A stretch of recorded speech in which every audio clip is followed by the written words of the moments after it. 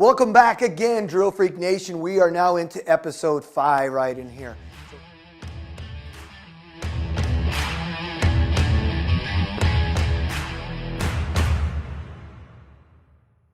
So again, we still have, if you can recall, we were just starting to work with the pad on episode 4, but we're going to use the pad now again, and we're going to start working lead hand, and lead arm coming through, and the same thing with the trailing arm coming through to impact. So we're going to work these first, and near the end of this series, I'm going to show you a really cool hitting drill that you can do with the pad. This is great for impact. It's just a great hitting drill to ingrain some really good down, really compressing the golf ball really well and changing the angle of attack to more down into the golf ball, okay? So trailing foot's going to be up on the pad again. And right now I'm going to just we're going to do trailing arm.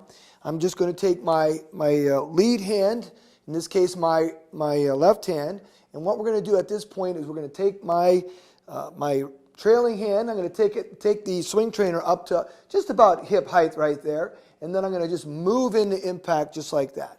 So right now I'm up and I'm pushing off the blue pad, down and then off. I'm pushing down and in with my lead foot right in through here, and that helps facilitate a really good hip turn. So we want to be able to activate pressure point number 2 and 1. And by the way, there is a great series, pressure point series. You might want to check that out because it talks about some of the pressure points here in our system and how you can, again, get into a great looking swing and, in this case, better impact. So I'm going to start again. I'm going to hold that arm in there tight.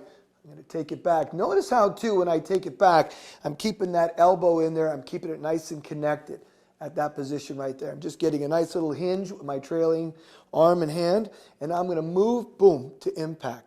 So when I come down, I really want to get the feeling that I'm pushing with my palm of my right hand, my trailing hand, down, so my hand is facing slightly towards the ground. Again, not up. Everything I want to do is feel like if I have a golf club in my hand, I am pushing this club, and we're going to stop right there. So that's a pretty good lag position right there. And then as I move through, now I'm seeing red as I come through. And that's impact right there. Before we move forward, and again, we're still seeing red. And you can see all of my weight is shifted into my lead side. But in this case in here, we're trying to keep that right or trailing arm nice and tight. We get a nice hinge, and then boom, just drop that club. In this case, the swing trainer. Show some red at impact, and then push off and move through.